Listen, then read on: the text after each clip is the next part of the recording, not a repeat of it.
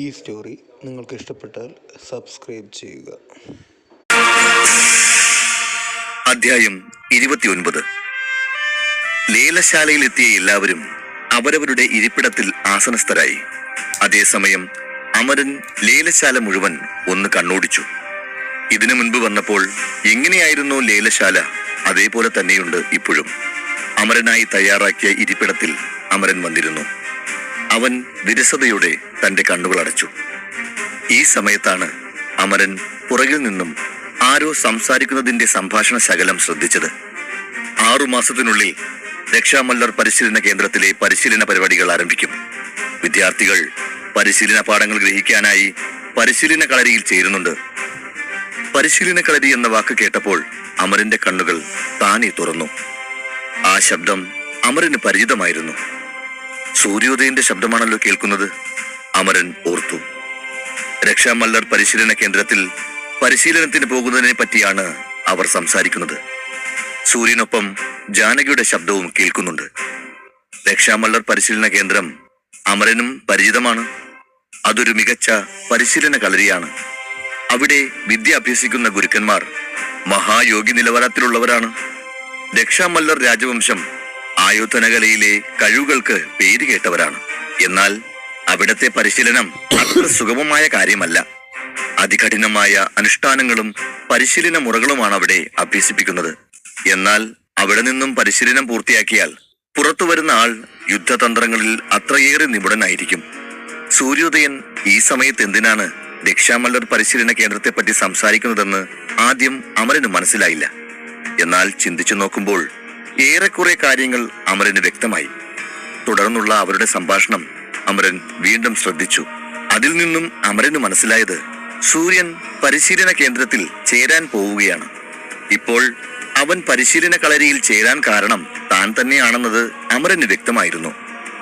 ഒരുപക്ഷെ സൂര്യൻ ചിന്തിക്കുന്നുണ്ടാകാം, കുറച്ചുകൂടെ മികച്ച പരിശീലനം നേടിയിട്ട് എന്നെ പരാജയപ്പെടുത്തണമെന്ന്. എന്നെ തോൽപ്പിക്കുക എന്നത് സഹോദരങ്ങൾ ഇരുവരുടെയും അഭിമാന പ്രശ്നമാണല്ലോ. അതോർത്ത് അവന്റെ ചുണ്ടിൽ ഒരു പുഞ്ചിരി വിടർന്നു. പരിശീലന കേന്ദ്രത്തിൽ പ്രവേശനാനുമതി ലഭിക്കുക എന്ന് പറഞ്ഞാൽ അതത്ര എളുപ്പമല്ല. അതിന് പല നിയമങ്ങളുമുണ്ടെന്ന് അമരൻ അറിയാം. അവയെക്കുറിച്ചൊക്കെ ജാനകിക്ക് നല്ല ധാരണയുണ്ടാവും. അവൾ വേണ്ട ഉപദേശങ്ങൾ സൂര്യന് നൽകിയിട്ടുണ്ടാവും. പ്രധാനമായും അവിടെ ചേരുന്ന വിദ്യാർത്ഥികൾ നിർബന്ധമായും 9 നക്ഷത്ര ശക്തി കൈവരിച്ചവരാകണം. അല്ലാത്ത പക്ഷം അവിടെ പ്രവേശിക്കാൻ പറ്റില്ല. ആലോചനയ്ക്കിടയിലും അമരൻ അവരുടെ സംസാരം ശ്രദ്ധിച്ചുകൊണ്ടിരുന്നു. പറയൂ ജാനകി, രക്ഷാമല്ലർ പരിശീലന വിദ്യാലയത്തിൽ എനിക്ക് പ്രവേശനാനുമതി കിട്ടുമോ ഇല്ലയോ? സൂര്യോദയൻ ചോദിച്ചു. സമാധാനമായിരിക്കൂ സഹോദര, നിങ്ങൾക്ക് അവിടത്തെ പ്രവേശന പരീക്ഷയിൽ കുഴപ്പമൊന്നും ഉണ്ടാകില്ല. എന്നെ പരിശീലിപ്പിച്ച ഗുരുവാണ് അവിടെ പരീക്ഷ നടത്തുന്നത്. അദ്ദേഹം ജ്യേഷ്ഠനെ തീർച്ചയായും തിരഞ്ഞെടുക്കും. അദ്ദേഹത്തിന് എന്നെപ്പറ്റി നല്ല അഭിപ്രായമാണ്. ജ്യേഷ്ഠന് വേണ്ടി ഞാൻ അദ്ദേഹത്തോട് സംസാരിക്കാം, ജാനകി പറഞ്ഞു. വളരെ നല്ലത് ജാനകി, ആത്മവിശ്വാസത്തോടെ സൂര്യോദയൻ മറുപടി പറഞ്ഞു. കുറച്ച് മാസങ്ങൾക്ക് മുമ്പ് വരെ അമരനും ഇതേ കളരിയിൽ ചേർന്ന് പരിശീലനം എടുക്കണമെന്നായിരുന്നു ആഗ്രഹം. എന്നാൽ ഇപ്പോൾ ഈ സൂര്യന് കീഴിലുള്ളതും അതിനപ്പുറവും ഉള്ളതുമായ എല്ലാത്തിനെക്കുറിച്ചും അറിവും ധാരണയുമുള്ള മഹാഗുരു അവന്റെ വിരലുകളിൽ തന്നെയുണ്ട്. ഏറ്റവും നിപുണനായ ഗുരു അമരന്റെ മോതിരത്തിലുണ്ടായിരുന്നു. എന്തോ ഓർത്ത് പുഞ്ചിരിക്കുന്ന അമരനെ കണ്ട് മാധുരി പറഞ്ഞു, അമര, നീ എന്തിനാ വെറുതെ ചിരിക്കുന്നേ? നിനക്ക് ആ രക്ഷാമല്ലർ പരിശീലനശാലയിൽ ചേരണ്ടേ? പ്രവേശനത്തിന് ഇനി 6 മാസമേ ഉള്ളൂ. നീ അത് മറന്നുപോയോ? മാധുരി അമരനോട് ചോദിക്കുന്നത് പിന്നിലിരുന്ന ജാനകിയുടെ ചെവിയിലെത്തി. മാധുരിയുടെ ചോദ്യത്തിന് അമരൻ എന്തു മറുപടി പറയും എന്നറിയാൻ ജാനകി കാതോർത്തിരുന്നു.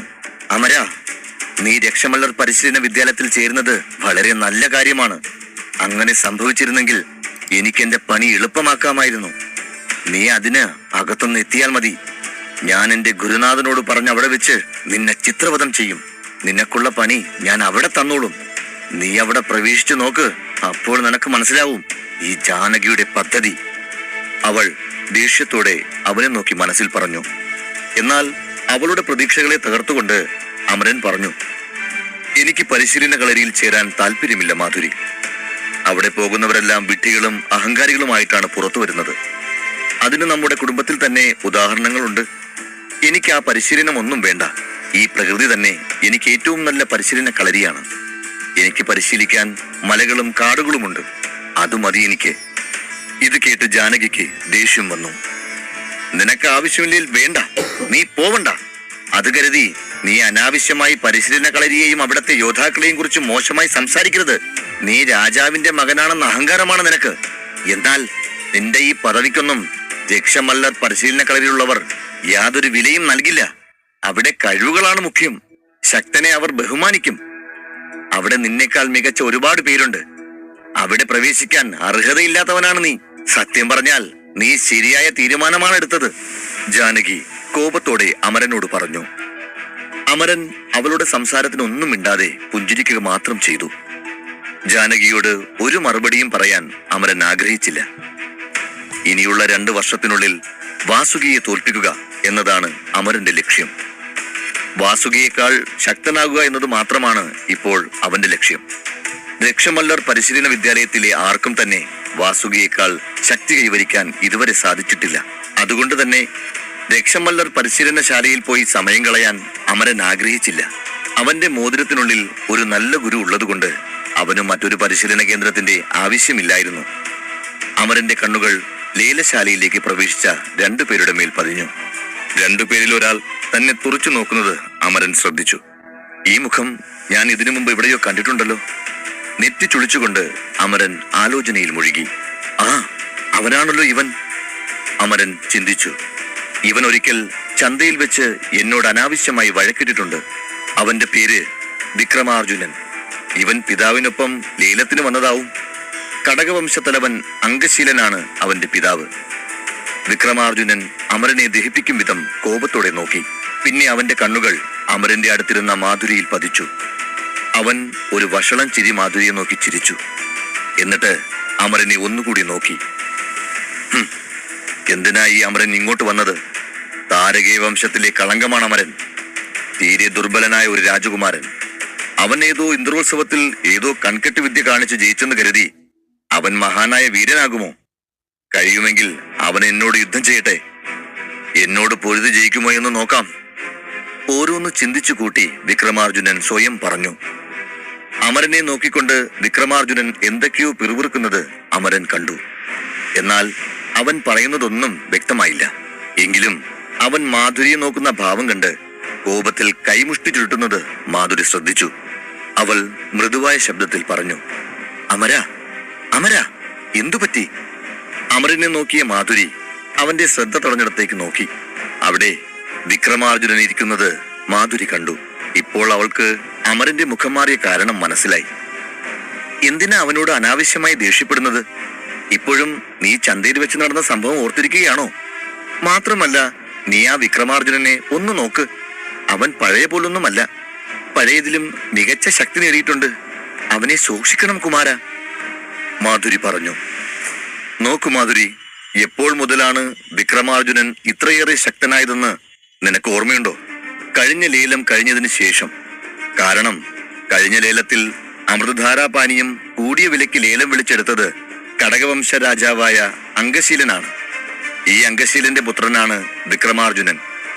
ആ അമൃതധാരാപാനീയം സേവിച്ച ശേഷമാണ് കടകവംശ രാജകുമാരൻ ഇത്ര ശക്തനായത്. അമരൻ പറഞ്ഞു. എന്നാൽ അവൻ പറഞ്ഞതൊന്നും മാധുരി സ്വീകരിച്ചില്ല. കേവലം ഒരു പാനീയം കൊണ്ട് ഇത്രയേറെ ശക്തി വന്ന് ഭവിക്കുമോ? എനിക്കെന്തോ ഈ അമൃതധാരാപാനീയം അത്ര വലിയ സംഭവമാണെന്നൊന്നും തോന്നുന്നില്ല. മായാജാലം കാണിച്ച ശക്തികൾ ആവാഹിക്കാൻ കഴിവുള്ളവർക്ക് അമൃതധാരാപാനീയം നിസ്സാരമായി തോന്നിയേക്കാം. എന്നാൽ പലർക്കും ഇതൊരു ദിവ്യ ഔഷധമാണ്. അത്തരത്തിലുള്ള ഒരാളാണ് വിക്രമാർജുനൻ. അമരൻ പറഞ്ഞത് കേട്ട് മാധുരിയുടെ മുഖം ഒന്ന് മങ്ങി. അമരനോട് എന്തോ പറയാനായി മാധുരി തുനിഞ്ഞു. എന്നാൽ അവരുടെ സംസാരത്തെ തടഞ്ഞുകൊണ്ട് ലേലശാലയിലേക്ക് ദേവാംഗന പ്രവേശിച്ചു. അവൾ അകത്തേക്ക് പ്രവേശിച്ചതും ലേലശാല നിശബ്ദമായി. മാധുരി, നമുക്ക് പിന്നീട് സംസാരിക്കാം. ലേലം ഏകദേശം ആരംഭിക്കാനായി, അമരൻ പറഞ്ഞു. എന്നാൽ നിരാശയോടെ മാധുരി തലകുലുക്കി. ലേലശാലയിലേക്ക് പ്രവേശിച്ച ദേവാംഗന സംസാരിച്ചു തുടങ്ങി. അവൾ സംസാരം തുടങ്ങിയപ്പോൾ ലേലശാല പൂർണ്ണമായും നിശബ്ദമായി. സ്ത്രീ പുരുഷ ഭേദമന്യേ എല്ലാവരും അവളുടെ അങ്കലാവണ്യത്തിൽ മതിമറന്നു നിന്നു. കൂട്ടത്തിലിരുന്ന അമരനും ദേവാംഗനയെ കണ്ടപ്പോൾ അവളെ നോക്കി നിന്നുപോയി. ചക്രാനന്ദ ലേലശാലയുടെ മേധാവി ദേവാംഗന യഥാർത്ഥത്തിൽ ഒരു മന്ത്രവാദിനിയാണെന്ന് അമരന് തോന്നി. അവളുടെ ശബ്ദവും ശരീരഭാഷയും വളരെ ആകർഷകമായതിനാൽ അവിടെ ഉണ്ടായിരുന്ന ശക്തരായ പുരുഷന്മാർ പോലും അവളെ ശ്രദ്ധിക്കാൻ തുടങ്ങി. കൂട്ടത്തിൽ ചിലർ അവളെക്കുറിച്ച് പറയുന്നത് അമരന്റെ കാതിലുമെത്തി. ഹേയ്, ഈ പെൺകുട്ടിയും അവളുടെ സംസാരവും കേട്ടാൽ ആരും മയങ്ങിപ്പോവും. അവളുടെ അഴകും മധുമൊഴിയും ആളെ മയക്കും. ഒരുവൻ പറഞ്ഞു. അവളുടെ വാക്ചാതുര്യത്തിൽ മയങ്ങി അവൾ പറയുന്ന വിലയ്ക്ക് ആളുകൾ അമൃതധാരാ ലേലം വിളിച്ചു പോകുമെന്ന് തോന്നുന്നു. മറ്റൊരുവൻ പറഞ്ഞു. അയ്യോ അതെ, ഒരു കല്ലിനെ ലേലത്തിൽ വെച്ചാലും അതിന്റെ ഇല്ലാത്ത വിശേഷങ്ങൾ പറഞ്ഞ് ഈ പെൺകുട്ടി ആൾക്കാരെ മയക്കി വലിയ തുകയ്ക്ക് കല്ലുപോലും ലേലം വിളിച്ചു പോകും. അത്രയ്ക്കും സാമർഥ്യമാണ് ഈ അഴകു റാണിക്ക്. ഒന്നാമൻ വീണ്ടും പറഞ്ഞു. അവിടെ തടിച്ചുകൂടിയ ആളുകളുടെ ആവേശം കണ്ട് ദേവാംഗന വളരെ സന്തോഷവതിയായി. എല്ലാവരെയും നോക്കി അവൾ മനോഹരമായി പുഞ്ചിരിച്ചു. അപ്പോഴാണ് ദേവാംഗനയുടെ കണ്ണുകൾ അരുണേന്ദ്ര രാജാവിന്റെ പുറകിലിരിക്കുന്ന ഒരു ചെറുപ്പക്കാരനിൽ പതിഞ്ഞത്. അവനെ കണ്ടപ്പോൾ അവൾക്ക് അത്ഭുതം അടക്കാനായില്ല. യുവരാജാവ് ഈ ലേലത്തിന് വന്നിട്ടുണ്ടോ? അവൾ ചിന്തിച്ചു. അവളുടെ കണ്ണുകൾ ആശ്ചര്യത്താൽ വിടർന്നു. അമരനും അതേസമയം വേദിയിൽ നിൽക്കുന്ന ദേവാംഗനയെ നോക്കുന്നുണ്ടായിരുന്നു. പക്ഷേ മറ്റുള്ളവരെ പോലെ അവൻ അവളോട് ഒരു പ്രത്യേക താല്പര്യവും ഉണ്ടായിരുന്നില്ല. അമരന്റെ നോട്ടം ദേവാംഗന ശ്രദ്ധിച്ചിരുന്നു. മറ്റു പുരുഷ കേസരികൾ തന്നെ നോക്കുന്നത് പോലെയുള്ള ആർത്തി പിടിച്ച നോട്ടങ്ങൾ തനിക്ക് ഇന്നേ വരെ അമരനിൽ നിന്നും നേരിട്ടിട്ടില്ല. ഇത്രയും ആത്മനിയന്ത്രണമുള്ള ചെറുപ്പക്കാർ ഇന്നത്തെ കാലത്ത് അപൂർവമാണ്. ഇവിടെ കൂടിയിരിക്കുന്ന ചെറുപ്പക്കാരെല്ലാം എന്റെ സൗന്ദര്യത്തിൽ ആകൃഷ്ടരാണ്. പക്ഷേ ഈ ചെറുപ്പത്തിൽ അവന് മാത്രമേ ഇത്ര മാന്യമായി പെരുമാറാൻ കഴിയൂ. അതാലോചിച്ച് അവൾ ആശ്ചര്യപ്പെട്ടു. അവൾ ഉറക്കെ കൈകൊട്ടി ആളുകളുടെ ശ്രദ്ധ തന്നിലേക്ക് ക്ഷണിച്ചു. മാന്യമഹാജനങ്ങളെ, ആദ്യം തന്നെ ഇവിടെ എത്തിച്ചേർന്ന എല്ലാവർക്കും ചക്രാനന്ദ ലേലശാലയുടെ പേരിൽ നന്ദി അറിയിക്കുന്നു. എനിക്ക് നന്നായി അറിയാം നിങ്ങൾ എല്ലാവരും എന്തിനാണ് ഇവിടെ ഉപവിഷ്ടരായിരിക്കുന്നതെന്ന്. അതുകൊണ്ട് അനാവശ്യ സംസാരം കൊണ്ട് സമയം കളയാതെ ഞാൻ നേരെ കാര്യത്തിലേക്ക് വരാം. എല്ലാവരും അവളെ അഭിനന്ദിച്ചു കൊണ്ടിരുന്നു. അവൾ ഒരു മേശപ്പുറത്ത് വെച്ച ലേലവസ്തുവിൽ നിന്ന് പട്ടുതുണി നീക്കം ചെയ്തു. സ്ഫടികഭരണിയിലെ അമൃതധാര അനാവൃതമായതും ജനങ്ങൾക്കിടയിൽ നിന്നും ശബ്ദം മുഴങ്ങി. മാന്യമഹാജനങ്ങളെ, നിങ്ങൾ ഏവരും ശാന്തരാകുവിൻ. മുൻപ് നടന്ന ലേലത്തിൽ കൂടിയ വിലയ്ക്ക് വിറ്റുപോയ വിശേഷ പാനീയമാണ് അമൃതധാരാ പാനീയം.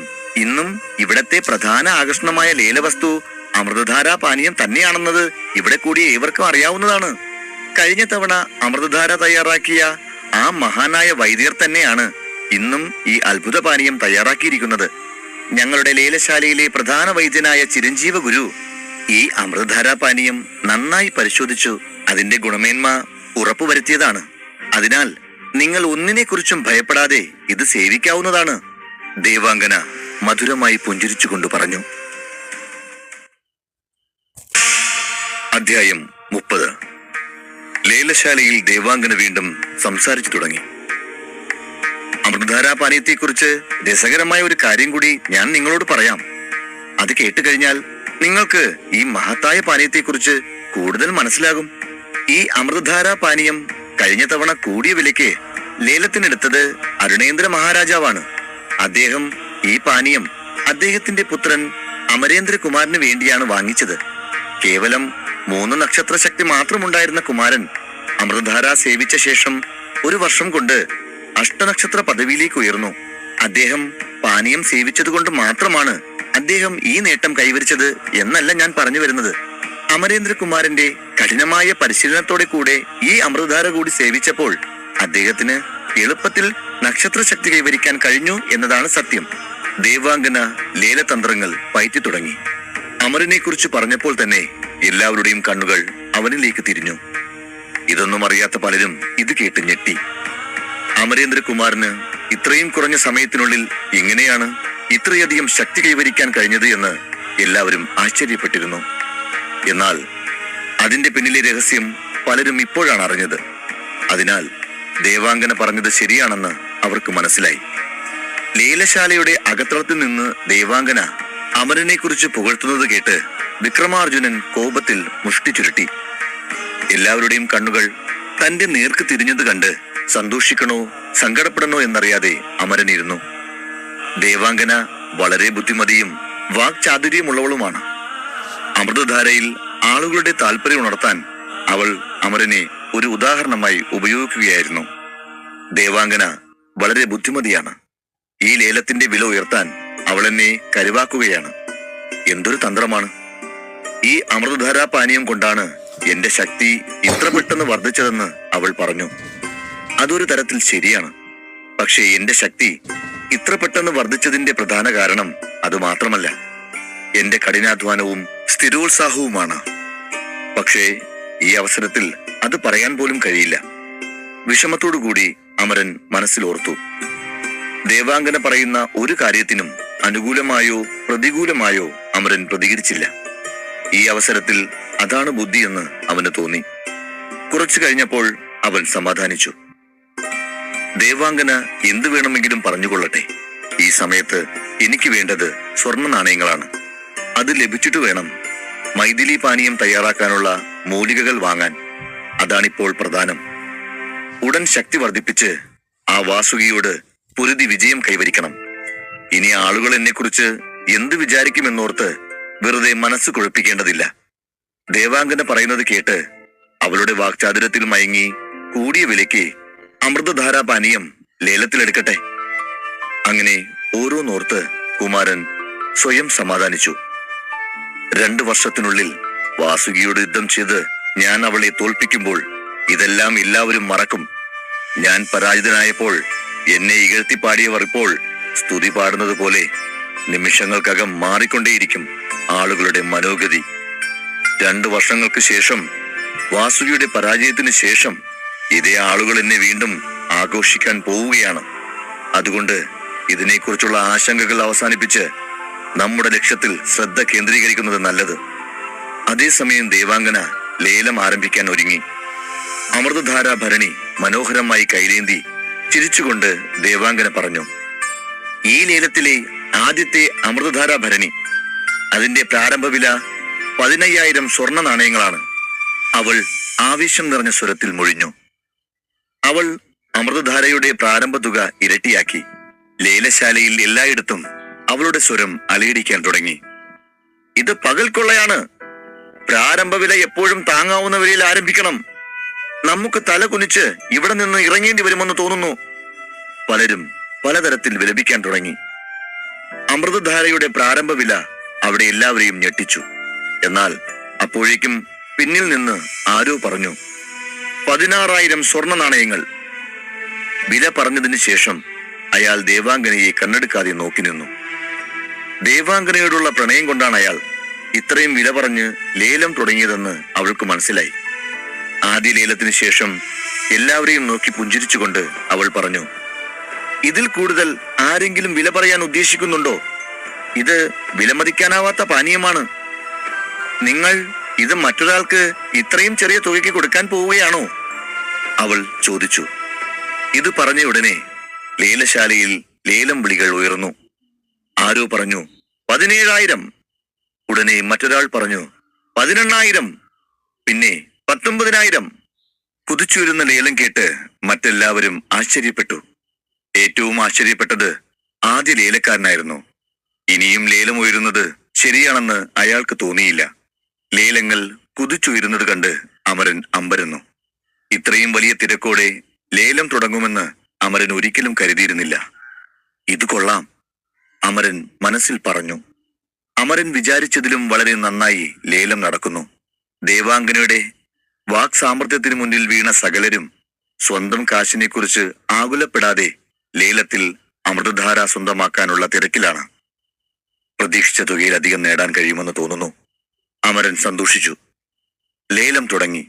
അരമണിക്കൂർ പിന്നിട്ടപ്പോൾ അമൃതധാരയുടെ ആദ്യ ഭരണി വിറ്റുപോയി. ലേലത്തിന്റെ ആദ്യ ഭരണി സ്വന്തമാക്കിയ ആളുടെ മുഖം ചന്ദ്രബിംബം പോലെ തിളങ്ങുന്നുണ്ടായിരുന്നു. അമരൻ അമ്പരപ്പിന്റെ കൊടുമുടിയിലായിരുന്നു. എന്തൊരു അത്ഭുതമാണ് ഈ പെൺകുട്ടി! ഒരു ഭരണി അമൃതധാരയുടെ വില 1000 സ്വർണ്ണ നാണയങ്ങൾ മാത്രമാണ്. എന്നാൽ ഈ പെൺകുട്ടി സമൃദ്ധമായി സംസാരിച്ച് 47,000 സ്വർണ്ണ നാണയത്തിന് അത് വിറ്റു. അവളുടെ വാക്ചാതുര്യം സമാനതകളില്ലാത്തതാണ്.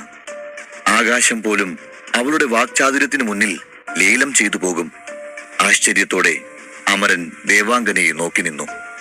എന്തായാലും മതിയായ പണം കിട്ടിയാൽ കൊള്ളാം. പക്ഷെ ഇതിനെല്ലാം നന്ദി പറയേണ്ടത് വരുണമിത്രനോടാണ്. ഗുരുദേവൻ തന്റെ ജീവിതത്തിലേക്ക് വന്നില്ലായിരുന്നുവെങ്കിൽ എനിക്ക് ഇത്രയും വിജയം നേടാൻ കഴിയുമായിരുന്നില്ല. അമരൻ മനസ്സുകൊണ്ട് ഗുരുദേവനോട് 1000 നന്ദി പറഞ്ഞു. വേദിയിൽ നിന്നിരുന്ന ദേവാംഗന ആദ്യ ലേലത്തിൽ വളരെ സന്തോഷിച്ചു. അവൾ ഒരു ദീർഘനിശ്വാസത്തോടെ മനസ്സിൽ ചിന്തിച്ചു, ആദ്യത്തെ ഭരണി നല്ല വിലയ്ക്ക് ലേലം ചെയ്തു.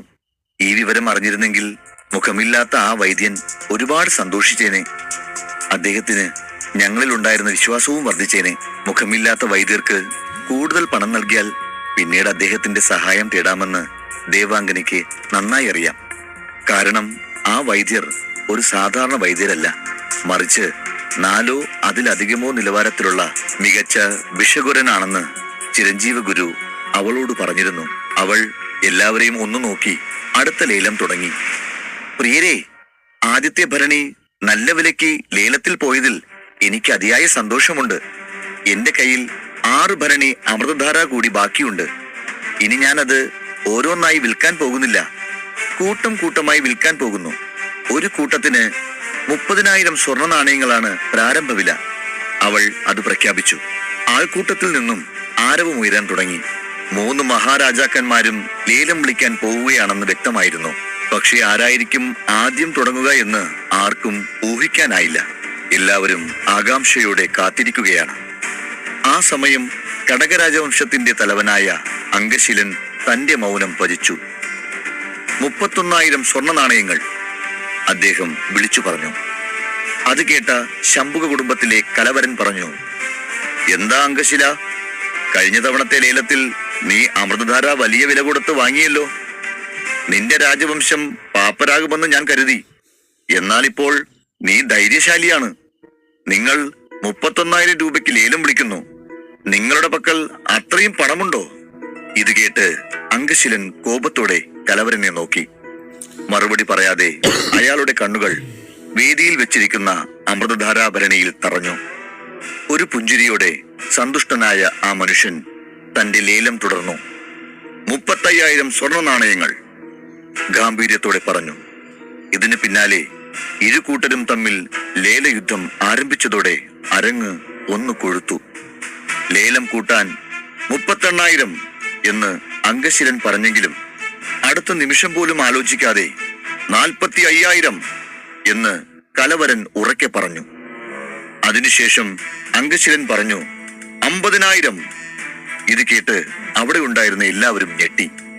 അതേസമയം അംഗശീലന്റെ കൈകൾ വിറയ്ക്കാൻ തുടങ്ങി. നെറ്റിയിലും ചുളിവുകൾ പ്രത്യക്ഷപ്പെട്ടു. കലവരൻ പറഞ്ഞത് സത്യമാണെന്ന് അംഗശീലന് നന്നായി അറിയാമായിരുന്നു. വലിയൊരു തുക മുടക്കി അമൃതധാര സ്വന്തമാക്കാൻ മാത്രം സാമ്പത്തിക ഭദ്രത ഒന്നും ഇപ്പോൾ കടകരാജവംശത്തിനില്ല. അതുകൊണ്ടാണ് അമൃതധാരയുടെ ലേലം ഉയർത്താൻ അദ്ദേഹത്തിന് അല്പം പ്രയാസമുണ്ടായത്. 55,000 സ്വർണ്ണ നാണയങ്ങൾ കലവരൻ അലറി. എന്നാൽ തന്റെ സ്ഥാനം നന്നായി മനസ്സിലാക്കിയ അയാൾ തുക ഒന്നുകൂടി കൂട്ടി 56,000 പറഞ്ഞു.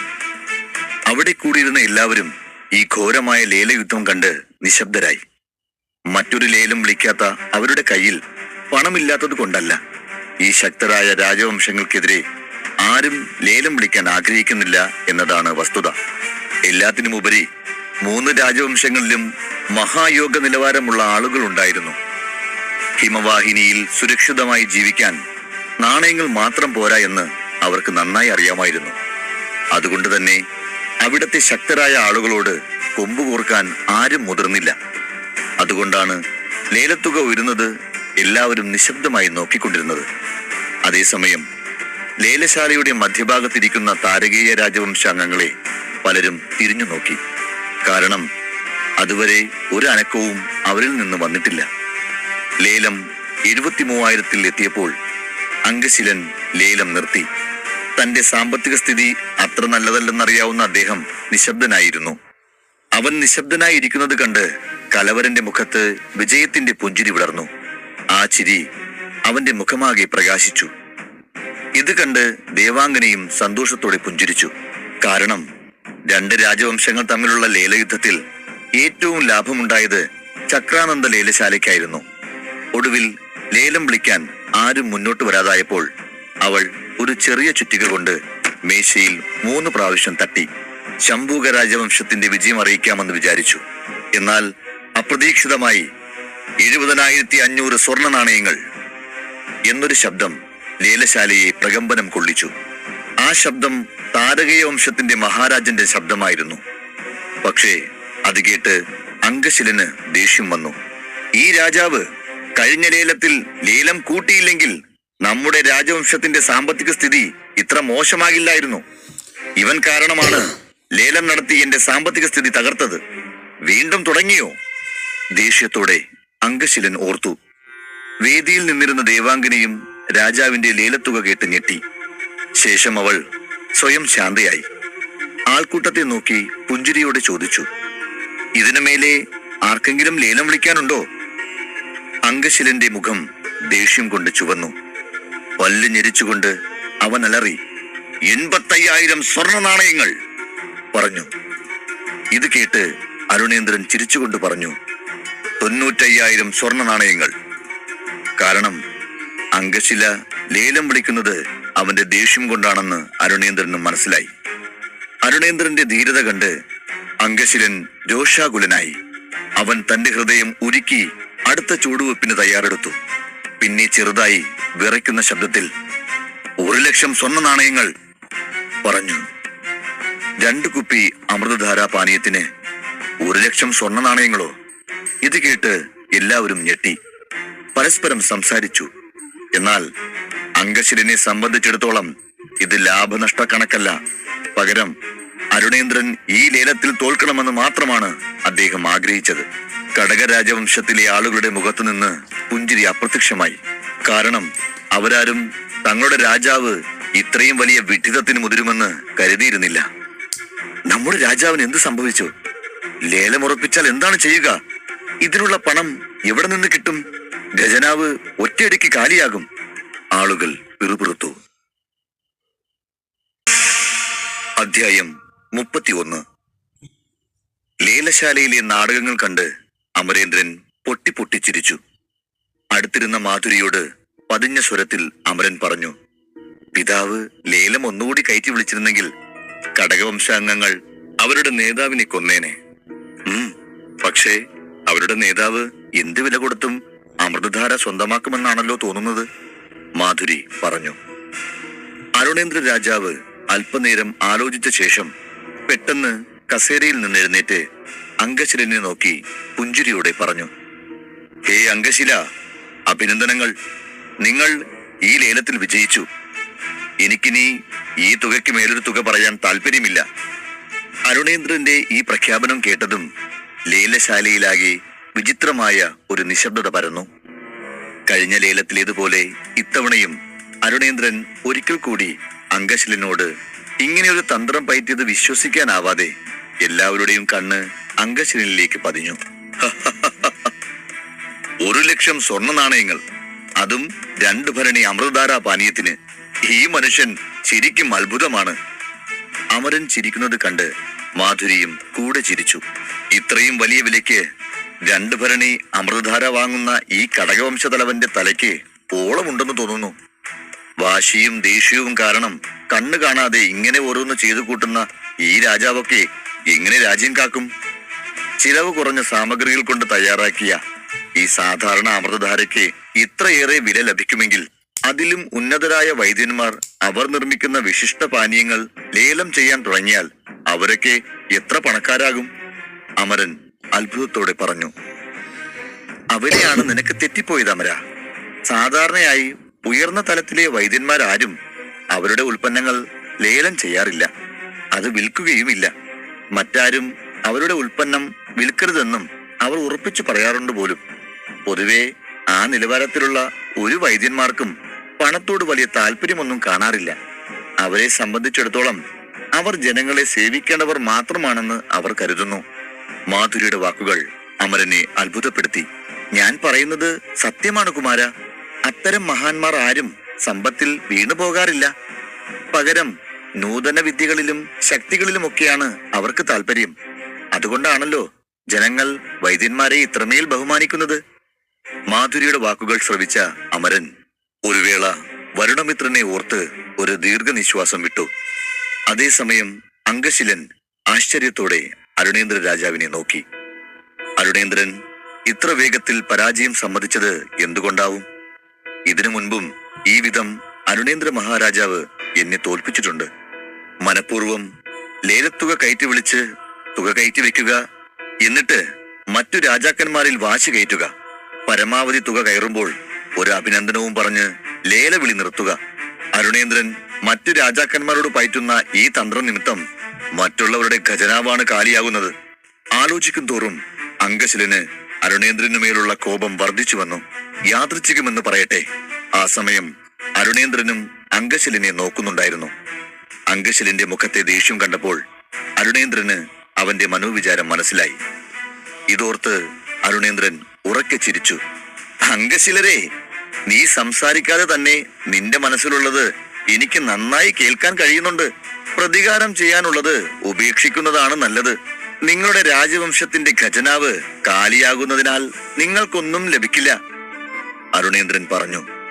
അതിനുശേഷം അരുണേന്ദ്രൻ ദേവാംഗനയെ തിരിഞ്ഞു നോക്കി പറഞ്ഞു, റാണി ദേവാംഗന, ഇനി അവസാനത്തെ 2 ഭരണി അമൃതധാര കൂടി ലേലം ചെയ്യാം.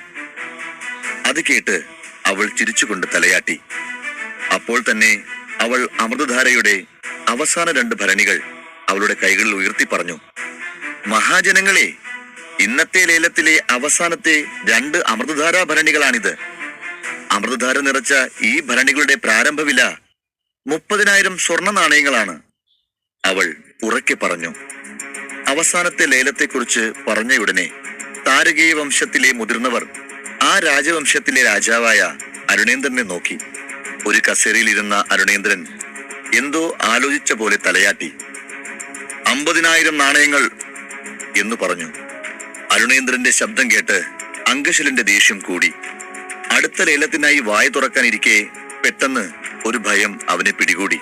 തന്റെ ഖജനാവ് ഏതാണ്ട് കാലിയാണെന്ന് മനസ്സിലാക്കിയ അയാൾ പെട്ടെന്ന് വായ അടച്ചു. കുറച്ചു മാസത്തേക്ക് ലേലം വിളിക്കുന്നതിനെ കുറിച്ച് ചിന്തിക്കാൻ പോലും ഇപ്പോഴത്തെ ധനസ്ഥിതിയിൽ അയാൾക്ക് കഴിയില്ല. നിസ്സഹായമായ രോഷത്തിൽ അംഗശിലൻ കണ്ണുരുട്ടി. മറുവശത്ത് കലവരൻ അരുണേന്ദ്രനെ നോക്കുന്നുണ്ടായിരുന്നു. അയാൾ പരിഭ്രമത്തോടെ കസേരയിൽ ഇരുന്നു കൊണ്ട് വിരലുകൾ അങ്ങോട്ടും ഇങ്ങോട്ടും ചലിപ്പിച്ചുകൊണ്ടിരുന്നു. പെട്ടെന്ന് അവന്റെ വിരലുകളുടെ ചലനം നിലച്ചു.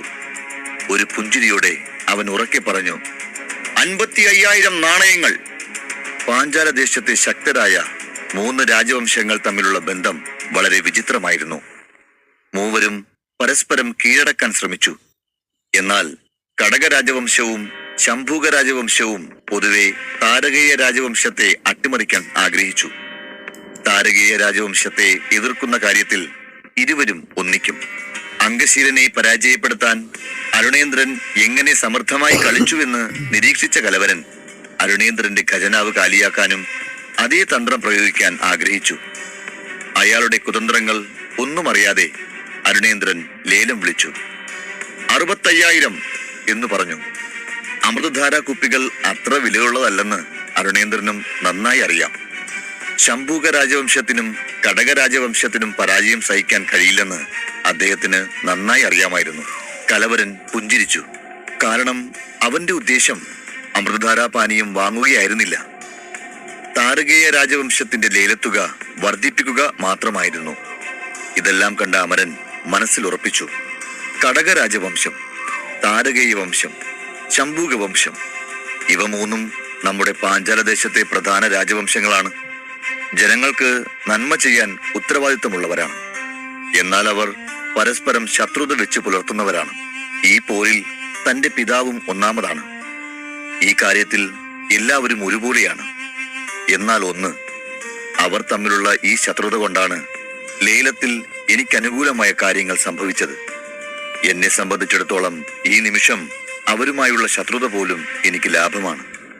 എന്തായാലും കുറെ നാണയങ്ങൾ ഞാൻ ഈ ലേലത്തിലൂടെ സമാഹരിക്കും. ഇനി മൈഥിലി പാനീയം ഉണ്ടാക്കാൻ ആവശ്യമായ സാമഗ്രികൾ കണ്ടെത്തണം.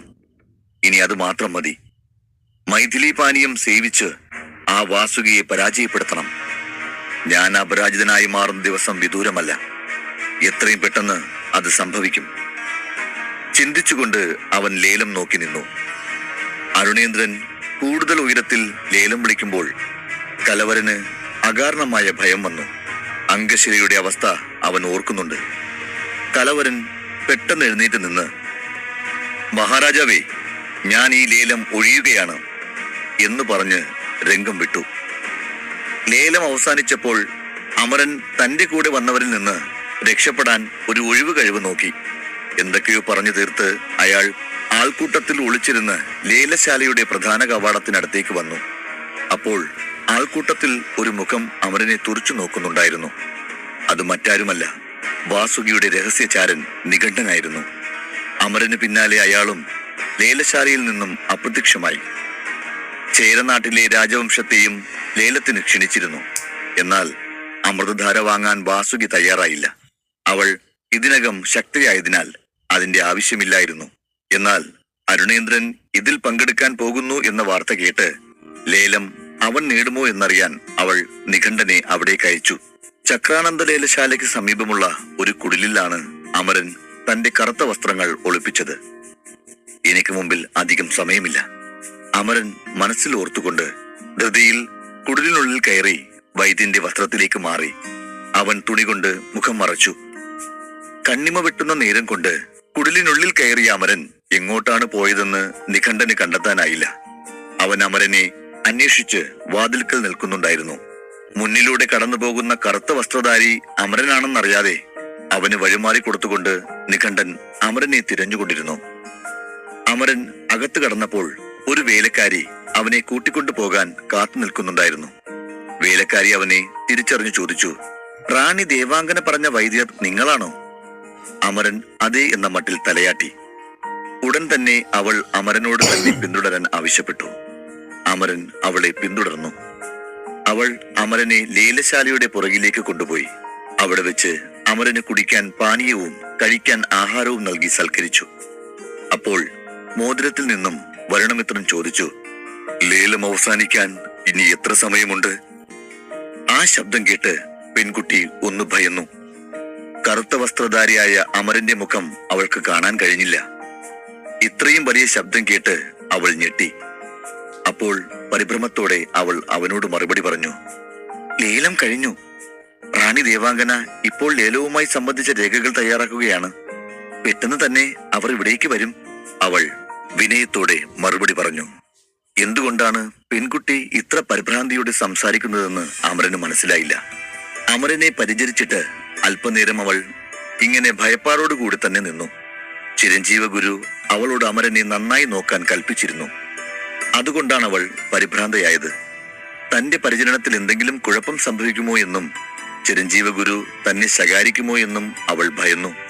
എന്നാൽ ഈ കാര്യമൊന്നും അമരന് മനസ്സിലായില്ല. അപ്പോൾ ആരുടെയോ കാലൊച്ച കേട്ടു.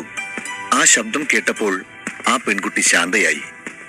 ആ സമയം ദേവാംഗന വാതിൽ തുറന്ന് അകത്തേക്ക് പ്രവേശിച്ചു. മഹാനായ ബിഷോഗര, അവിടെ നിന്നെത്തിയോ? ലേലം നടക്കുമ്പോൾ ലേലശാലയിൽ ഉണ്ടായിരുന്നോ? അങ്ങ് സന്തോഷവാനല്ലേ? മുഖമില്ലാത്ത വൈദ്യനെ കണ്ട മാത്രയിൽ ദേവാംഗന കുശലാന്വേഷണങ്ങൾ നടത്തി.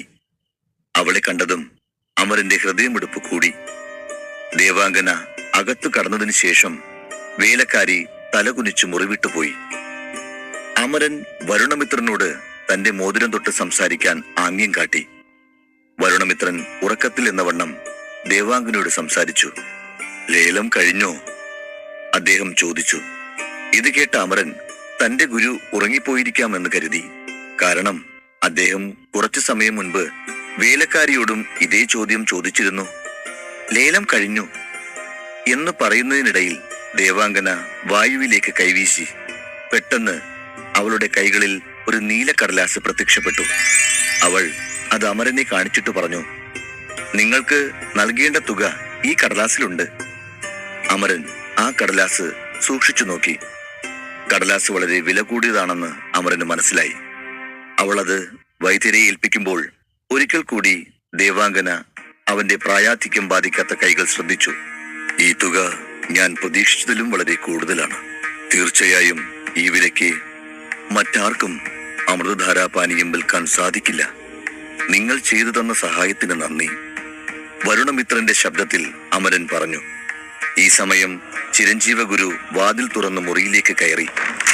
വൈദ്യരും ദേവാംഗനെയും സംസാരിച്ചിരിക്കുന്നത് കണ്ടപ്പോൾ ഗുരു ശാന്തമായി അമരനെ നോക്കി തലയാട്ടി അഭിവാദ്യം ചെയ്തു. ദേവാംഗന അമരനെ നോക്കി പറഞ്ഞു, നിങ്ങൾക്കിനി എന്തെങ്കിലും വിൽക്കണമെങ്കിൽ മടിക്കാതെ ഞങ്ങളെ സമീപിച്ചോളൂ. വളരെ നല്ല വിലയ്ക്ക് ഞങ്ങൾ അത് നിങ്ങൾക്ക് വിറ്റുതരുന്നതായിരിക്കും. ദേവാംഗന ചിരഞ്ജീവ ഗുരുവിന്റെ സാന്നിധ്യത്തിൽ മുഖമില്ലാത്ത വൈദ്യർക്ക് വാക്കുകൊടുത്തു. ദേവാംഗനയുടെ വാക്കുകൾക്ക് അമരൻ തലകുലുക്കി. ആ നീല കടലാസ് കയ്യിൽ വാങ്ങി സൂക്ഷിച്ചു. അപ്പോഴാണ് വരുണമിത്രന്റെ ശബ്ദമുയർന്നത്. ഞാൻ നേരത്തെ ചോദിച്ച സാധനങ്ങൾ കിട്ടിയോ? ദേവാംഗന ചിരഞ്ജീവ ഗുരുവിനോട് ആംഗ്യം കാട്ടി കിട്ടിയോ എന്ന് അന്വേഷിച്ചു. ചക്രാനന്ദ കുടുംബം വിശ്വസിച്ച ആരെയും ഒരിക്കലും നിരാശരാക്കില്ല. നിങ്ങൾ ചോദിച്ചതെല്ലാം കിട്ടിയിട്ടുണ്ട്. ഉടനെ അയാൾ കൈകൊട്ടി കുറെ കാവൽക്കാരെ അകത്തേക്ക് ക്ഷണിച്ചു. 2 കാവൽക്കാർ വിളിച്ചയുടൻ ഒരു വെള്ളിത്തളിക കൊണ്ടുവന്ന് ചിരഞ്ജീവ ഗുരുവിന് കൊടുത്തു. ചിരഞ്ജീവ ഗുരു 2 കാവൽക്കാരെയും തിരിച്ചയച്ചു. എന്നിട്ട് തളിക അമരന് നേരെ നീട്ടി. അതിനു മീതെ പൊതിഞ്ഞിരുന്ന തുണി നീക്കി ഉള്ളിലുള്ളത് അമരനെ കാണിച്ചു. അതിനുശേഷം വെള്ളിത്തളിക മേശപ്പുറത്ത് വെച്ച് പറഞ്ഞു, നീ ചോദിച്ച സാധനങ്ങളെല്ലാം ഇതിലുണ്ട്. എല്ലാം ശരിയാണോ എന്ന് നോക്കൂ. അമരന്റെ കണ്ണുകൾ തിളങ്ങി. അധ്യായം 32. അമരന്റെ കണ്ണുകൾ തളികയിലുള്ള സാധനങ്ങൾ കണ്ടു തിളങ്ങി. ഈ ലേലശാല ഒരു സാധാരണ ലേലശാലയല്ലെന്ന് അമരന് മനസ്സിലായി. സ്വയം ഈ മൂലികകൾ അന്വേഷിച്ചു പോയിരുന്നെങ്കിൽ കണ്ടുപിടിക്കാൻ ഒരുപാട് സമയമെടുക്കുമായിരുന്നു. പക്ഷേ 2 ദിവസത്തിനകം ചക്രാനന്ദ ലേലശാലയിലുള്ളവർ എല്ലാ സാധനങ്ങളും കണ്ടുപിടിച്ചു. അതോർത്തപ്പോൾ അമരൻ അവരെ കുറിച്ചോർത്ത് അഭിമാനം തോന്നി. വരുണമിത്രനും തളികയിൽ സാധനങ്ങൾ കണ്ടപ്പോൾ സന്തോഷമായി. ഇനി എത്രയും പെട്ടെന്ന് മൈഥിലി ദ്രാവകം ഉണ്ടാക്കണം, അദ്ദേഹം മനസ്സിൽ ചിന്തിച്ചു. വരുണമിത്രൻ പറഞ്ഞു, എനിക്കാവശ്യമായിരുന്ന മൂലികകൾ കണ്ടെത്തി തന്നതിന് വളരെ വളരെ നന്ദി. ദയവായി ഈ നീല കടലാസുകളിൽ നിന്നും നിങ്ങൾക്കാവശ്യമായ പണം എടുക്കുക. അത് പറഞ്ഞുകൊണ്ട് അമരൻ തന്റെ കയ്യിലുള്ള നീല കടലാസ് ദേവാംഗനയ്ക്ക് നേരെ നീട്ടി. അതിന്റെ ആവശ്യമില്ല വൈദ്യരെ, ഇതെല്ലാം നമ്മുടെ ലേലശാലയുടെ സംഭരണശാലയിൽ തന്നെ ഉണ്ടായിരുന്നു. പുറത്തുള്ളവയെ അപേക്ഷിച്ച് ഇവിടെ വിലയും കുറവാണ്. അതുമാത്രമല്ല കാര്യം, സത്യം പറഞ്ഞാൽ കഴിഞ്ഞ 2 ലേലങ്ങളിലും ലേലശാലയ്ക്കും അമൃതധാരാ നിമിത്തം നല്ല ലാഭം കിട്ടിയിരുന്നു. അതിനെല്ലാം കാരണം നിങ്ങളാണ്. അതിനാൽ ഞങ്ങൾ ഇത് നിങ്ങൾക്ക് ഞങ്ങളുടെ സന്തോഷത്തിനുള്ള സമ്മാനമായി സമർപ്പിക്കുന്നു. ഇതിന് നിങ്ങൾ ഒരു പണവും നൽകേണ്ടതില്ല. സന്തോഷം. ഞാനും എന്റെ സന്തോഷം നിങ്ങളുമായി പങ്കുവെക്കാൻ ആഗ്രഹിക്കുന്നു. അതിനായി ഞാൻ നിങ്ങൾക്ക് അമൃതധാരാ പാനീയം തയ്യാറാക്കി നൽകുന്നതാണ് എന്നും പറഞ്ഞ് അമരൻ വെള്ളിത്തളികയിൽ നിന്നും സാധനങ്ങൾ എടുത്ത് തന്റെ സഞ്ചിയിൽ നിറച്ചു. ശരി, എനിക്ക് പോവാൻ നേരമായി. പുറത്ത് ചെയ്തു തീർക്കാൻ കുറച്ച് പ്രധാനപ്പെട്ട പണികളുണ്ട്. അമരൻ അവിടെ നിന്നും പുറപ്പെടാൻ ഒരുങ്ങി. അത് കണ്ട് ദേവാംഗന അമരനോട് പറഞ്ഞു, ഞാനും ഗുരുവും നിങ്ങൾക്ക് വഴി കാണിച്ചു തരാം, ഞങ്ങളോടൊപ്പം വരൂ. 2 പേരും അമരനോടൊപ്പം നടക്കാൻ തുടങ്ങി. അമരൻ നിശബ്ദമായി അവരെ അനുഗമിച്ചു. ലേലശാലയ്ക്കടുത്തുള്ള ഒരു ചെറിയ വഴിയിലൂടെ അമരനെ കൊണ്ടുപോയി. ലേലശാലയിൽ നിന്നിറങ്ങുമ്പോൾ അവർ പരസ്പരം സംസാരിച്ചു കൊണ്ടിരുന്നു. മൂവരും പ്രധാന കവാടത്തിനടുത്തെത്തിയപ്പോൾ അമരന്റെ കണ്ണുകൾ പെട്ടെന്ന് അവിടെ സംസാരിച്ചു നിന്നവരുടെ മേൽ പതിഞ്ഞു. അമരൻ പരിഭ്രാന്തനായി കുറച്ചുകൂടി വേഗത്തിൽ നടക്കാൻ തുടങ്ങി. അവിടെ നിന്ന് സംസാരിച്ചു കൊണ്ടിരുന്നത് കടകരാജവംശത്തിന്റെ രാജാവ് അംഗശീലനും ശംഭൂക രാജവംശത്തിലെ കലവരനും പിന്നെ അമരന്റെ പിതാവ് അരുണേന്ദ്രനുമായിരുന്നു. പിതാവ് അരുണേന്ദ്രൻ തന്നെ തിരിച്ചറിയുമോ എന്ന് അമരൻ ഭയന്നു. ശരീരം മുഴുവൻ കറുത്ത വസ്ത്രം കൊണ്ട് മൂടിയിരിക്കുകയാണെങ്കിലും മുഖത്തെ മറച്ചിട്ടുണ്ടെങ്കിലും പിതാവ് തന്നെ തിരിച്ചറിഞ്ഞ് തന്റെ കള്ളത്തരം പിടിക്കപ്പെടുമോ എന്ന് അവൻ ഭയന്നു. ആ സമയം കലവരന്റെ നോട്ടം ദേവാംഗനയിലും ചിരഞ്ജീവ ഗുരുവിലും പതിഞ്ഞു. അവൾ ഏതോ അപരിചിതനുമായി പുറത്തേക്ക് പോകുന്നത് അവർ ശ്രദ്ധിച്ചു. ഇത് കണ്ട് മറ്റു 2 പേരും കൂടി അവളെ ശ്രദ്ധിച്ചു. അപ്പോൾ അവരുടെ കണ്ണുകളും അവളുടെ പിന്നിലെ നിഗൂഢ അതിഥിയിൽ പതിഞ്ഞു. ആ മനുഷ്യൻ തല മുതൽ കാൽ വരെ മൂടിയിരുന്നു. മുഖം പോലും കാണുന്നില്ല. ചിരഞ്ജീവ ഗുരുവും അനുഗമിക്കുന്നത് കണ്ടപ്പോൾ മുഖമില്ലാത്ത നിഗൂഢ അതിഥി ആരാണെന്നറിയാനുള്ള ആകാംക്ഷയിലായിരുന്നു എല്ലാവരും. ചിരഞ്ജീവ ഗുരു സാധാരണയായി പാഞ്ചാല നഗരത്തിലെ 1ാം തരം വൈദ്യനായിരുന്നതിനാൽ 3 രാജവംശങ്ങളുടെയും തലവന്മാർ ഉൾപ്പെടെയുള്ള ഏറ്റവും പ്രധാനപ്പെട്ട വ്യക്തികളെ മാത്രമേ അദ്ദേഹം കാണൂ. അദ്ദേഹം എല്ലാ ആളുകളുമായി ഇടപെടാറില്ലെന്ന് അവർ 3 പേർക്കും അറിയാമായിരുന്നു. എന്നാൽ ഇന്ന് പെട്ടെന്ന് അദ്ദേഹത്തിന്റെ കൂടെ മറ്റൊരാളെ കൂടി കണ്ടപ്പോൾ ഈ മുഖ്യ അതിഥിയെ ആരെന്നറിയാൻ 3 രാജാക്കന്മാർക്കും ആകാംക്ഷയുണ്ടായിരുന്നു. ഇതാരാ? എന്തിനാ ഈ മനുഷ്യൻ തന്റെ ശരീരം മുഴുവൻ ഇത്തരത്തിൽ മറച്ചു വെച്ചിരിക്കുന്നത്? ഗുരു ചിരഞ്ജീവ വഴി കാണിക്കുന്ന ഈ മനുഷ്യൻ ഒരു പ്രധാന വ്യക്തിയായിരിക്കണം. എന്നാൽ ഈ സമയത്ത് ഇദ്ദേഹത്തിന് ഇവിടെ എന്താണ് കാര്യം? അരുണേന്ദ്രൻ ആലോചിച്ചു. ആ സമയം അമരൻ അവരുടെ അടുത്തെത്തിയിരുന്നു. മിടിക്കുന്ന ഹൃദയത്തോടെ അമരൻ അവരെ കടന്നു പോകാൻ ശ്രമിച്ചു. പക്ഷെ അരുണേന്ദ്രൻ അവനെ പെട്ടെന്ന് കണ്ടു. ഒന്ന് നിൽക്കൂ, മഹാരാജാവ് ഉറക്കെ പറഞ്ഞപ്പോൾ തന്നെ അമരൻ സ്തബ്ധനായി അനങ്ങാതെ നിന്നു. എന്നിട്ട് പുഞ്ചിരിക്കുന്ന മുഖത്തോടെ അരുണേന്ദ്രൻ ദേവാംഗനയുടെ അടുത്തേക്ക് നടക്കാൻ തുടങ്ങി. റാണി ദേവാംഗന, ചിരഞ്ജീവ ഗുരു പോകുന്നതിന് മുമ്പ് നിങ്ങളെ 2 പേരെയും കണ്ടതിൽ ഞങ്ങൾക്ക് വളരെ സന്തോഷമുണ്ട്. ഞങ്ങളും വളരെ സന്തോഷത്തിലാണ് രാജാവേ. എന്നാൽ ഇപ്പോൾ ഞങ്ങളുടെ വിശിഷ്ടാതിഥിയെ യാത്ര അയക്കാൻ പോവുകയാണ്. നമുക്ക് പിന്നെ ഒരവസരത്തിൽ സംസാരിക്കാം, ദേവാംഗന പറഞ്ഞു. അപ്പോൾ അംഗശിരനും അവരുടെ അടുത്ത് വന്ന് മുഖമില്ലാത്ത വിശിഷ്ടാതിഥിയെ നോക്കി സംശയം നിറഞ്ഞ കണ്ണുകളോടെ ചോദിച്ചു, നിങ്ങളുടെ വിശിഷ്ടാതിഥി നമ്മുടെ പാഞ്ചാല നഗരത്തിലാണോ താമസിക്കുന്നത്? ഞാനിവിടെ വന്നിട്ട് ഏകദേശം 10 വർഷമായി. പക്ഷെ ഇതുവരെ ഞാൻ ഇതുപോലൊരാളെ ഈ നഗരത്തിൽ കണ്ടിട്ടേയില്ല. അത് കേട്ടപ്പോൾ അമരന്റെ ഉള്ളൊന്ന് പിടഞ്ഞു. നെറ്റിയിൽ വിയർപ്പ് പൊടിഞ്ഞു. ഉടനെ ചിരഞ്ജീവ ഗുരു പറഞ്ഞു, ഇദ്ദേഹമാണ് ചക്രാനന്ദ ലേലശാലയിലെ വിശിഷ്ടാതിഥി. പക്ഷേ ആ മറുപടി അംഗശിരനെ തൃപ്തിപ്പെടുത്തിയില്ല. വിശിഷ്ടാതിഥി? അപ്പോൾ ഞങ്ങളെല്ലാം ആരാണ്? ചിരഞ്ജീവ ഗുരുവിന്റെ മറുപടിക്ക് എന്തോ ഒരു കുഴപ്പമുള്ളതുപോലെ തോന്നുന്നു. ഈ അതിഥിയെ അവരെന്താണ് പാഞ്ചാല ദേശത്തെ പ്രമുഖരായ ഞങ്ങളെ പരിചയപ്പെടുത്താത്തത്? ഇവർക്ക് പ്രാധാന്യമുള്ള ഈ രഹസ്യ വിശിഷ്ടാതിഥി ആരാണെന്നറിയണം. എന്തൊക്കെയോ മറച്ചു വെക്കുന്നത് പോലെയുണ്ട്. അംഗശീലൻ മനസ്സിൽ നനച്ചു.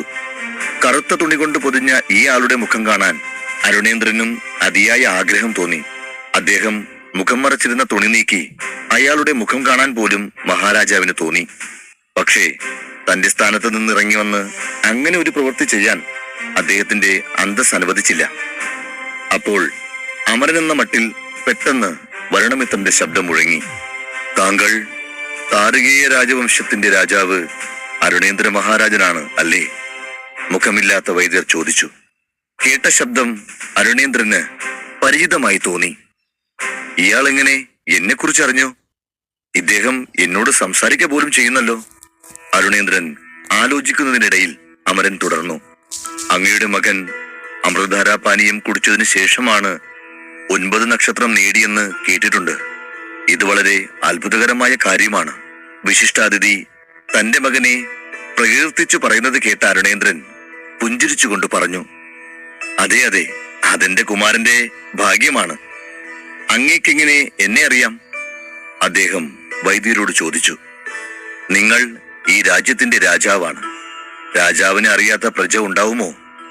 നിങ്ങളുടെ മകന് നക്ഷത്രശക്തി ലഭിച്ചത് ഭാഗ്യമാണെന്ന് നിങ്ങൾ പറഞ്ഞു. പക്ഷേ എന്നെ സംബന്ധിച്ചിടത്തോളം ഭാഗ്യം അർഹതയുടെ അടയാളം കൂടിയാണ്. നിങ്ങളുടെ പുത്രന് ആ നേട്ടം കൈവരിക്കാനുള്ള അർഹതയുണ്ട്. അങ്ങയുടെ പുത്രൻ നിങ്ങളുടെയും പാഞ്ചാല നഗരത്തിന്റെയും അഭിമാനമായി മാറട്ടെ. എനിക്ക് അവിടത്തെ മകനെ കാണാൻ ആഗ്രഹമുണ്ട്. വൈകാതെ തന്നെ ഞാൻ അദ്ദേഹത്തെ പരിചയപ്പെടുന്നതായിരിക്കും. അദ്ദേഹത്തിന് എന്റെ അഭിനന്ദനങ്ങൾ അറിയിക്കണം, വൈദ്യർ പറഞ്ഞു. തീർച്ചയായും, അവസരം കിട്ടുമ്പോൾ ഞാൻ തീർച്ചയായും എന്റെ മകനെ നിങ്ങൾക്ക് പരിചയപ്പെടുത്താം, അരുണേന്ദ്രൻ പറഞ്ഞു. വളരെ നല്ലത് എന്നു പറഞ്ഞ് അമരൻ തലയാട്ടി ദേവാംഗനയുടെ നേർക്ക് തിരിഞ്ഞു. നിങ്ങളുടെ സഹായത്തിന് വളരെ നന്ദി. നിങ്ങൾ എന്നെ പ്രവേശന കവാടം വരെ അനുഗമിക്കേണ്ടതില്ല. ഞാൻ പോയിക്കൊള്ളാം. നിങ്ങളെല്ലാവരും സംസാരിച്ചു കൊണ്ടിരിക്കുക, ഞാൻ പോകുന്നു. അതും പറഞ്ഞ് അമരേന്ദ്രൻ വേഗത്തിൽ അവിടെ നിന്നും പോയി. അവൻ പോയതിനു ശേഷം ദേവാംഗന അരുണേന്ദ്രനോട് ചോദിച്ചു, മഹാരാജ, അങ്ങയ്ക്ക് ആ വൈദ്യരെ നേരത്തെ അറിയാമോ? ദേവാംഗന ഈ ചോദ്യം ചോദിച്ചതിന് പിന്നിൽ ഒരു ഗൂഢ ഉദ്ദേശമുണ്ടായിരുന്നു. അരുണേന്ദ്ര രാജാവിലൂടെ മുഖമില്ലാത്ത വൈദ്യനെക്കുറിച്ച് കൂടുതലായി എന്തെങ്കിലും അറിയാൻ കഴിയുമോ എന്നറിയാനായിരുന്നു. എനിക്ക് അദ്ദേഹത്തെ അറിയില്ല, ഞാൻ ഇന്ന് ആദ്യമായി കാണുന്നതാണ്, അരുണേന്ദ്രൻ പറഞ്ഞു. ചിരഞ്ജീവ ഗുരു ഇരുവരുടെയും സംഭാഷണം ശ്രവിച്ചുകൊണ്ടിരുന്നു. ചിരഞ്ജീവ ഗുരു അംഗശ്രീയുടെ കൈകളിലെ അമൃതധാര നിറച്ച സ്ഫടികഭരണികൾ ചൂണ്ടിപ്പറഞ്ഞു. ഈ പോയ വൈദ്യരാണ് ഈ അമൃതധാര എന്ന ഈ വിശേഷ ഔഷധം തയ്യാറാക്കുന്ന വൈദ്യൻ, അദ്ദേഹം പറഞ്ഞു. ഇത് കേട്ട് എല്ലാവരും ഞെട്ടി. മുഖമില്ലാത്ത ഈ വൈദ്യർ ശരിക്കും ഇത്രയും വിശിഷ്ടമായ അമൃതധാര ഉണ്ടാക്കിയോ? അവർ ആശ്ചര്യപ്പെട്ടു. പക്ഷെ അദ്ദേഹം പറഞ്ഞത് കേട്ട് അരുണേന്ദ്രൻ മാത്രം ചിരിച്ചു. ആ വിശിഷ്ടാതിഥി വൈദ്യരാണോ? നമ്മുടെ പാഞ്ചാല നഗരത്തിലെ ഏറ്റവും മികച്ച വൈദ്യനാണ് ഈ ചിരഞ്ജീവ ഗുരു. ആ ഗുരു തന്നെ വിശിഷ്ടാതിഥിയോട് ഇത്ര വിനയാന്യതനായി പെരുമാറുന്നത് കാണുമ്പോൾ തന്നെ വ്യക്തമാകും അദ്ദേഹം അതിലും മഹാനായ വിഷുകരനാണെന്ന്. അതുപോലൊരാളെ കാണാൻ സാധിച്ചത് വളരെ വലിയ ഭാഗ്യമായി കരുതുന്നു. അതുമാത്രമല്ല, ഒരു ദിവസം എന്റെ മകനെ കാണാമെന്നും അദ്ദേഹം പറഞ്ഞു. അങ്ങനെ സംഭവിച്ചാൽ എന്റെ മകന് അത് വളരെ ഉപകാരപ്പെടും, അരുണേന്ദ്രൻ സന്തോഷത്തോടെ ചിന്തിച്ചു. എന്നാൽ അരുണേന്ദ്രനോട് മുഖമില്ലാത്ത വൈദ്യർ പറയുന്നത് കേട്ട് കലവരനും അംഗശലിനും മഹാരാജാവിനോട് അതിയായ അസൂയ തോന്നി.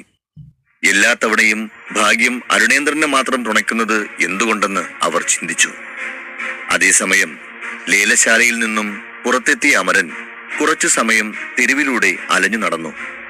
അപ്പോഴാണ് തെരുവിൽ നിറഞ്ഞിരുന്ന ആൾക്കൂട്ടം അല്പം കുറഞ്ഞിരിക്കുന്നത് അവൻ ശ്രദ്ധിച്ചത്. ആരും തന്നെ ശ്രദ്ധിക്കുന്നില്ലെന്ന് മനസ്സിലാക്കിയ അമരൻ വേഗത്തിൽ ലേലപ്പുരയുടെ അടുത്തുള്ള കുടിലിലേക്ക് കയറി. മുഖമില്ലാത്ത വൈദ്യരുടെ കറുത്ത വസ്ത്രങ്ങൾ അഴിച്ചുമാറ്റി യുവരാജന്റെ വസ്ത്രം ധരിച്ച ശേഷം അമരൻ വരുണമിത്രനോട് പറഞ്ഞു, ഗുരു, നിങ്ങൾ എന്താണ് ചെയ്തത്? നിങ്ങൾ ചെയ്ത പ്രവൃത്തി മൂലം ഞാൻ പിതാവിന് മുമ്പിൽ പിടിക്കപ്പെട്ടേനെ. അവിടെ നിന്നും എങ്ങനെയെങ്കിലും വേഗം സ്ഥലം കാലിയാക്കാൻ ഞാൻ നോക്കുമ്പോൾ നിങ്ങൾ പെട്ടെന്ന് പിതാവിനോട് നേരിട്ട് സംസാരിക്കാൻ തുടങ്ങുമെന്ന് ഞാൻ ഒരിക്കലും പ്രതീക്ഷിച്ചില്ല. എന്റെ ഹൃദയം നിലച്ചു പോകുമെന്ന് തോന്നി. ഗുരു, എന്തിനാ ഇങ്ങനെ ഒരു പ്രവൃത്തി ചെയ്തത്? അമരൻ ചോദിച്ചു. ഇത് കേട്ട് വരുണമിത്രൻ അമരനോട് ചിരിച്ചുകൊണ്ട് പറഞ്ഞു, എന്റെ ആഗ്രഹം കൊണ്ടാണ് ഞാൻ അങ്ങനെ ചെയ്തത്, അദ്ദേഹം പതുക്കെ പറഞ്ഞു. ആഗ്രഹമോ? എന്തിന്? ഞാൻ പിടിക്കപ്പെടുന്നതിൽ നിങ്ങൾക്ക് എന്താ ഇത്ര സന്തോഷം?